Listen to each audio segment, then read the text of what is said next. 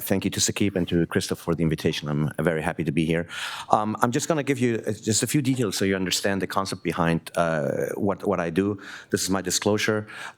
So you just saw what Christoph did, and basically it's the same concept. We go Trans-Kambin through Kambin's triangle, and this allows you to bypass the exiting route, right? I use a facet sparing approach most of the time, so you have less blood loss, less pain, and actually the advantages are you can have an opioid-free postoperative recovery, so the patients require very little postoperative control. This was the very first time my father did it. It was back in 2010. We haven't found any literature of a cage being done endoscopically before, but so it's been quite a long ride since then. We also used other kind of devices even before that, like this between device. And well, we've been publishing a lot about this technique in the last years. So you can look it up if you're interested. But we have seen like the limitations of TLIF. So we have seen an increased acceptance, and yet the first problem is that you need endoscopic visualization. So either you're an endoscopic surgeon, you have the equipment costs, you have the learning curve. It's time consuming because it takes some time with tiny instruments. So this is a limitation, and we would like to expand the idea of the Trans-Kambin approach to also non-endoscopic surgeons. Then the problem also from endoscopic TLIFs is that you have small cages, right?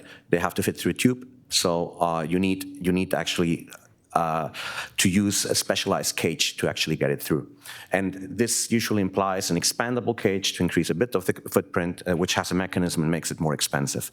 So the goals that we set when we were there about 4 or 5 years ago was we wanted to actually find a way to do this with endoscopy being optional, so being purely fluoroscopic, like putting percutaneous screws. And we have to watch out with the postoperative anesthesia. We wanted to use open surgery instruments so we can be time efficient doing the disc preparation. And we wanted to use any kind of cage, especially large footprint cages. And the concept behind this, as you can see here, so there's a facet sparing or the facet resecting TLIF, right? This would be like the more regular MIS TLIF. And the more medial entry point also implies some risks, as you know. Well, it's quicker with the TLIF. You take out the facets with a chisel. But this is a nice publication, recent publication from a Swiss group, and they found that they have a 10% of dural tears going that medially. Okay, probably most of you will say, oh, I don't have that, but well, it's up there and it could be an issue. So the idea of the Trans-Kambin approach is that you're actually going more lateral because you're preserving the facet, right? And the problem with that is that the thing that is most exposed, if it's facet sparing, it's the exiting nerve root. If you go facet resection, then it's more the traversing nerve root, okay? So we have to protect somehow the exiting nerve root. That's the idea. And that's the whole idea behind the concept that I'm going to show you. So what we did is we designed a dilator. We call it the fusion dilator, which you slide through percutaneously, like you know, with the like in the endoscope. And once it's inside there, it splits in 2 stages. And we remove one of the stages. And what you have is a half a tube, not a full tube. So you are not constrained by a diameter of a tube. And at the same time, this sheath is protecting the exiting nerve root, like you just saw on the diagram. So that's the idea behind it. And of course, we're always working on the caudal aspect of the foramen, so we're mostly far away of the exiting nerve root. That's the whole idea behind it. It's actually quite simple. Then we do the foraminoplasty with some reamers using just a fluoroscope, but we have the sheath protecting the exiting nerve root at all times. And then you can use, because it's an open tube, you can use open surgery instruments to do the disc preparation. You're not constrained by the tube itself. And this is a patient where I did both approaches. I did L5S1, I did the Trans-Kambin approach, and this is the disc preparation I got. And the levels above, I did 3 levels with OLIF, anterior to psoas approaches. And you can see that you can actually do a good disc preparation with the Trans-Kambin approach. And like just Christoph showed, you can, if you want to, optionally put in the endoscope and look if your end plates are well prepared. Okay, so this is the proof that you're doing a good job or not. So you have to be courageous enough to actually check back on yourself. And this is the way. So again, it's no tube, so you can put in big cages just using the scope. And you can expand them if it's an expandable cage. This is usually how it looks like, 1 level, 2 levels. And what I did is, as many people were asking me, yeah, well, that's nice, but actually, how does it perform? Like, does it really work? And so I said, okay, what is, for me, my gold standard is ALIF. When I have a patient in my practice going through the door, the first thing I think is, why not ALIF? That's the first thing that goes through my head. But not everyone is suitable for an ALIF. So this is the TLIF cage that I have used for this study, but you can use all kinds of cages. And you can see that compared to an ALIF cage, well, it's a huge TLIF cage, right? ALIF is always better, but this was a huge cage. Demographics, it was 87 patients, 2 groups, 44 and 43. And preoperatively, no differences in the scores. Postoperatively, no difference between the groups. So both groups fared well. VIS back. We had the 2.5 years follow-up, VIS leg, ODI. So both groups were comparable in that sense. We also did some radiologic comparison. So standing X-rays, this was an ALIF, pre-op, post-op. We checked all the parameters. And that's a lot of numbers. Basically, the only difference that we found is that ALIF is better in restoring segmental lordosis. So I got almost 8 degrees of lumbar lordosis, segmental lumbar lordosis, with an ALIF, and half of it with a TLIF. But still, for being a facet-preserving TLIF, that's quite okay. So 3.5 degrees is fine. Well, if you want to do a deformity, if you really need to increase lordosis, then maybe you go for the ALIF. So complications. Postoperative dysesthesia is an issue, all right? But interestingly, it's also an issue for ALIF. And this is something that is not well studied or well known. So we had a non-significant difference in postoperative dysesthesia between Trans-Kambin and ALIF. And how is that? Well, radiculitis, as you know, this is the pain sets on 2-3 days after surgery because it's an inflammatory process. Usually it's a DRG, dorsal root ganglion. You get some inflammation. The patient is happy, goes home, and after 3 days they call you and it's in agony. Okay? So usually you cannot pick up anything in the neuromonitoring.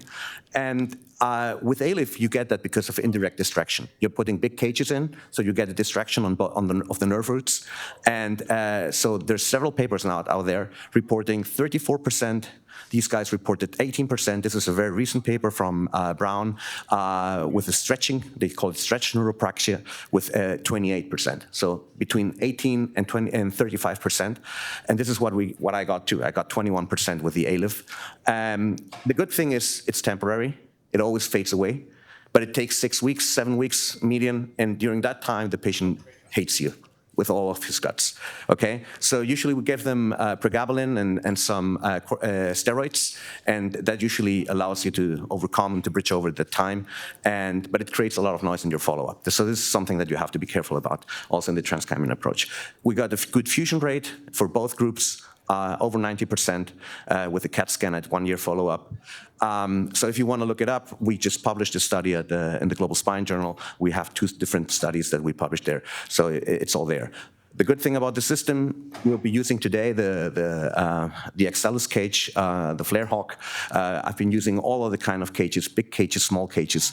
The tube is not hindering you. And we've had now a few groups over the world. This was a group in Germany who just used it. We had this guy in Cyprus putting in the cages with the system. Then we had this gentleman, very experienced surgeon also in India, and here you see him putting in the dilator. So yeah, it's catching on a bit. So I think it's a very interesting procedure because it's full percutaneous. You can learn it without being an endoscopist.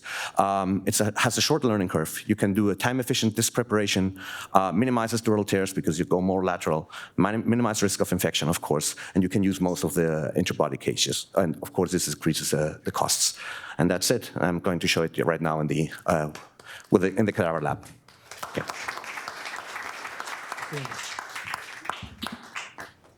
While we're waiting for Christian, that dilator is pretty interesting. I think I spoke to Pat before. Pat, is Pat here?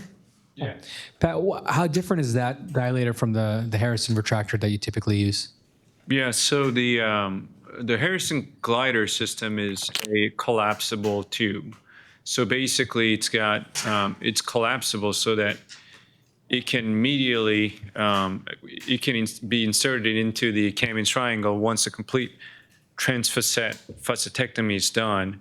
And then the medial blade will retract the traversing, and the lateral blade will be retracting the lateral exiting nerve root. So because it's a compressible, like as the cage go in, it will transiently just dilate these 2 nerve roots, and then once it's in, then it just collapses back down so that there's no real, retraction time for these nerve roots. So it's fairly analogous to tubular, but I think the fact that this retractor is collapsible, I think it makes it safer than a tubular TLIF, in my opinion. So I think, we kind of talked about, what endo-TLIF is not an endo-TLIF. There's so many different ways to do it. And but I think for some, we do endo-TLIF similar to tubular TLIF, but that's because endoscope is the best tool in our hands. We don't just do it to say that, we are doing endoscopic TLIF. So. Hey, a quick question I have, also for the rest of the faculty as we're waiting here right now is, what are the demands on nerve root retraction in a TLIF versus endoscopic PLIF? And I think, Mark, you probably have a lot of experience in that. Do you want to elaborate on that? All right, let's go. So I'm going to do basically the same thing that Christoph was doing. Can we have a shot here, please? So this is the L4, L5 space, which I'm going to go now and make another shot, please. Okay, I measured before the distance. I will be going a bit more lateral than Christoph, basically because of the slide that I just showed you. So usually it's a 55-degree angle that I'm usually going in. Shot, please. So usually I try to go to the more caudal aspect of the foramen. Shot, that's it. We go to lateral. And I'm on bone now. It should be the SAP. And so depending on the type of cage that you will be inserting, if it's a small kind of cage or medium-sized cage, then you have always a buffer to work around it. But when you're working with a big cage, you have to be very precise because, as Christoph was saying, with endoscopy, so shot. So, and we have an AP, please. So I always check my entrance point with AP and lateral, because if I'm putting in a big cage, that this could give me some problems if I'm not exactly at the same place, because I'm going to use the whole disc space. Okay, shot, please. Okay, so I'm in the middle of the disc here. Can we have a lateral? And I'll go with the K-wire. So usually what I'm looking for is that I have what I call a symmetric view. So that I'm mostly at the middle of the disc in AP and lateral. Okay, so we are a bit steep here, but it should be fine. So now I go with the K-wire, and as you can see by the angle, this is usually about a 55-degree angle. I'll have the knife. Thank you. Okay. Okay. So, and then I go in with the small dilator over the K-wire. Okay, shot. This is it. So I'm inside the disc here, and now I'll go. So usually, if it's a collapsed disc, I would go with this like medium-sized dilator. This is a big disc, so we can go right ahead with the fusion dilator. Hey, so the fusion dilator. Christian, can you hear me? Can you see it? Yeah. So the fusion dilator has two stages. You can see this will be the protective sheath, and this is the dilator part, and it's very smooth, so it will not. Question from the audience here right now. Can you hear me? Say again? Are there any instances where you try to visualize the neural elements, or do you always go in percutaneous directly in the disc? Did you guys understand? Do you have yeah. I always go percutaneous unless it's a very collapsed disc or I'm putting in a large cage. Then I will start with the endoscopy and do the foraminoplasty endoscopically. Usually try to localize the exiting nerve root and mobilize it. And as Christoph showed with the endoscope, so but it's usually when I have only a very stenotic level or I have a very big cage to place. Then I check endoscopically. So I'm putting in the dilator with the sheath facing the nerve root. The nerve root is cranially, so it would be like that. So I want to protect it. So this is the insertion of my fusion dilator. Let me use a mallet, please. Thank you. So can I have a shot? Okay. So I'm already past the SAP here.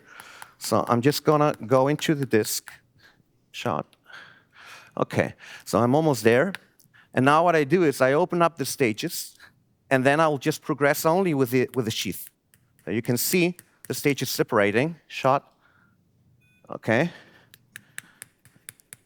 And shot.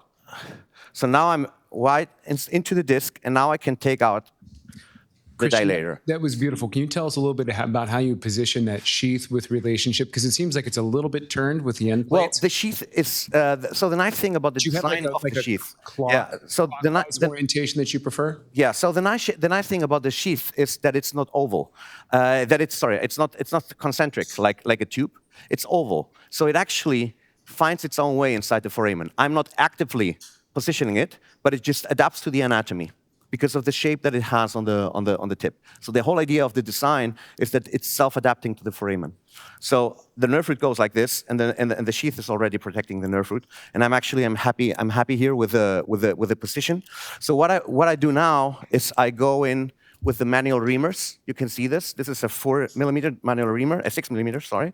And I use the sheath. I call this a highway to the disc. So now, I mean, it's basically my work to the disc is done. And now I use this just to get through the SAP. Can we have a shot, please? Okay, so I'm almost here at the inside the disc. You can use it to prepare the disc if you want, but as Christoph said, you have to be very, very careful not to damage the end plate. So you have to be sure that your trajectory is parallel to the end plates and you're not going to hit the end plates. If you damage the end plates, that's where your cage will go. So this is something you want to avoid. So you can feel, I can feel the bone here, and then I'm inside the disc, please. Okay, I'm checking in the lateral. Usually you can control this in AP, but I'm checking in the lateral because if I'm going into the disc, I want to make sure that I'm not hitting the end plates. All right, because I use this also to like speed up a bit of the disc preparation. So you can feel the bone. Christian, you're taking that, Yeah. and getting some of the SAP as you get into the disc, and then taking some of the disc out. So it's doing two functions. Exactly, exactly. So the main function of this is actually reaming out the SAP, but if your trajectory is okay and you're not going into the end plate, then you can also use this. You see, I have material here on my reamer, so you can use it to actually speed up a bit the disc preparation. But don't do this on your first case unless you're very sure that your trajectory is fine. And so I'm going up millimeter by millimeter. We're at 9 now. Okay, shot, yeah. And this helps also to get through the annulus. Shot, please. Okay, so this is where we want to be careful not to go onto the end plate. Okay, next one, please. So the cage we're placing is a 9mm cage. So this is a 10mm reamer. I usually go 1mm above the cage size. So this should suffice to get the cage in, right? So, okay, shot, please. Okay. Christian, are these reamers both forward cutting and side cutting, or mainly where are they cutting? Say again? Are they forward cutting as well as Yeah, side so cutting? these reamers are very nice actually because they are blunt on the tip. So it's very difficult to actually hit something, and they are cutting only to the right side. If you go counterclockwise, they don't cut. They only cut when you're going clockwise. So you have a very good control of what you're actually doing, you know, and you can feel the bone. You can cut in, and when you're retrieving the reamer, it will not cut. Okay, but the nice thing is, as I have the sheath here, my exiting nerve root should be protected at all time. So, and now I've finished the foraminoplasty, and now I'm going in with, well, you see, these are regular disc preparation instruments. This is not an endoscopic instrument. So I'm using just this to prepare. Shot, please. Okay, I'm inside the disc. And so I start taking out disc material. Here you go. And as I'm using regular instruments, I should be able to do this quite quickly. Okay. Okay. Shot, please. As I'm doing everything percutaneously, I keep checking. I always say that I trust nobody, and I especially don't trust myself. So I'm always checking on the X-ray that I'm still inside the disc. You don't want to push through the annulus and go anteriorly. Okay, and so can we have an angulated forceps? The pituitary, yes, thank you. So again, this is quite steep. Let's see if we can get it in. And Christian, with that retractor blade in, how are you getting to the inferior end plate of the rostral level? Right. Let me show you. So we can take the end plate scratcher, the angulated. So the one thing that you want to try to avoid is pushing on the sheath, because it's a long lever. If you do like that, you will be actually pushing on the nerve root. This is something you want to avoid. So you really want to have your trajectory at the beginning to be as precise as possible. But then to get into, as you were saying, to get inside the disc, let's see if we can get this in. Okay, that's quite angulated. Okay, shot, please. Let's see if I can get inside. Okay, now I'm in. Shot. Okay, so as you can see here, now I'm at the caudal end plate of the cranial level, and you can hear the scratching. Shot, please. So you see that? And if I want to go to the other level, I just turn around and shot. There I am, and then I'm scratching here too. Okay. So the next thing that you have to be careful about is the more disk space you're actually cleaning out. So you can see how much I'm taking out. So it's a very nice. Where's the camera? Here. So you see, it's a big. Thank you. So it's a big chunk of disk that I'm taking out here. So the thing that you have to be careful about, of course, is the more you're cleaning out the disk, the more movement you will get into your sheath. Right now, it's still well anchored, but of course, if you take a lot of disk out, then I'll go back to the pituitary. Thank you. Pituitary. Yeah. Thank you. Great. So here you go. Now I'm starting to get the big chunks out. So you can see you can do this pretty fast and get a good disc preparation. So let's see how well we're doing in terms of placing a cage. Can we have the spoon, the straight spoon?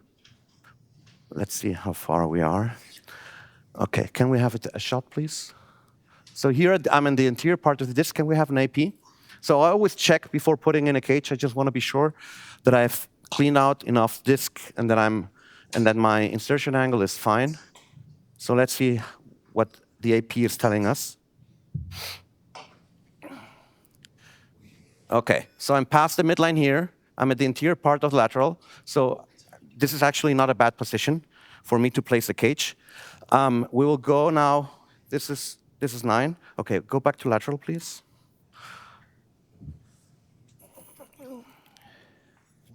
Okay, so now we are using some disc spacers just to see. Okay, so shot, please. Okay, this would be a 9. Looks pretty good, right? Think so. So, and it again, it went. I want to show this again. So as we did a foraminoplasty up to 10 millimeters, this is a 9 millimeter instrument, and you saw how smoothly it just went into the disc. There's no resistance here. We're not pushing on bone. We're not pushing on the nerve root. So that's very important. That's why the foraminoplasty is so important. I think we could be preparing a bit more of the disc, but want to try 10? Okay. It's a big disc, but in terms and sake of time, I don't think we can. Okay, yeah, so I think this 10 is too much. I would go for 9. And I take the pituitary again, and then we prepare the cage, please. Okay. Okay. Okay, but as you've seen, I believe the nice thing about this is like, you can be very efficient, and it's very simple. So it's really not a complex system. It's basically a dilator, and the foraminoplasty with the reamers. So let me see if we have enough space. Can I have the knife? That's always a problem. If I do more than 1 centimeter, I'm becoming an MIS surgeon. I would like to stay an endoscopic surgeon, but a big cage requires a big incision, right? Okay, so here we go. So I'm using the slide as it helps me find the trajectory. Okay, so shot, please. Okay, so the mallet.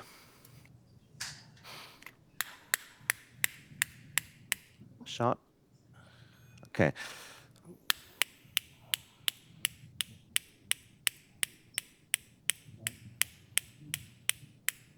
Shot.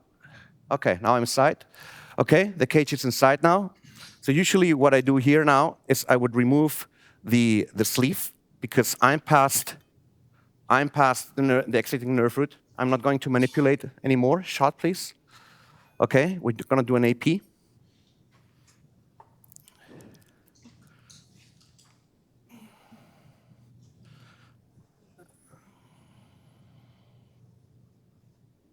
Okay, we would just go a bit more far in. I like to go a little bit more above the mid shot. That's pretty good. Yeah. Okay. So we will have to remove this. Okay. Right. And now we're going to expand the cage. You go to lateral, please. It's always more beautiful to see the expansion in lateral. And this guy's doing a great job. Okay. Okay. Show me that. So now I'm going to start to expand the cage. Okay, shot, please. Okay. Shot again. And shot. Okay, that's it. Shot. Okay, so now the cage is expanded. Basically, it has pushed in inside the cage, and we have an expansion. And now, counterclockwise, right. And then we take this out. Okay, here we go. It's nice, very nice. And this is for the graft injection. So one thing I always say with endoscopy, I mean, beginners look at the screen, and the pros, they look at your hands. And for me, this angle was telling me that actually this cage should be placed correctly. Okay, so always look at, not that much on the fluoroscope, but always look at your hands, right? And okay, I think I'm on the cage. All right. Okay. Like that? Okay. Okay. Like that? Like that? All right. Okay. Like that? Okay. Yeah? Okay. Oh, so that's the bone graft we're injecting now. We're backfilling with bone graft. All right. Okay, give me a shot, please. Again, I'm always controlling. I never trust no one, especially not the rep, especially not the anesthesia guy. Check, please. That's good. So you see the bone graft going in. Yeah. So I take this out. Everything? Okay. One more. Okay. And we'll go with a bit more graft again. Here we go. And check. Well, I think we had some graft going back. Okay. Yeah, that's it. And now, okay. So check, please. Okay, we had some graft coming out a bit, but well, that's okay. And then can we have the AP? That was a bit too much graft.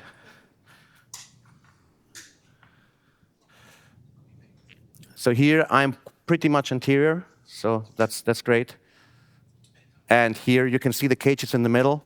We put in a bit too much graft, but I think the position of the cage is perfect. We're exactly in the middle. And, and as you have seen, usually in an OR set, that's the time it takes to put in a cage. So usually in 20, 25 minutes, you're done. Okay, that's basically it. So I hope you liked it. It's a very simple system, but it works well, and especially in cases like this. So thanks. Thank you, guys. Thanks, everyone.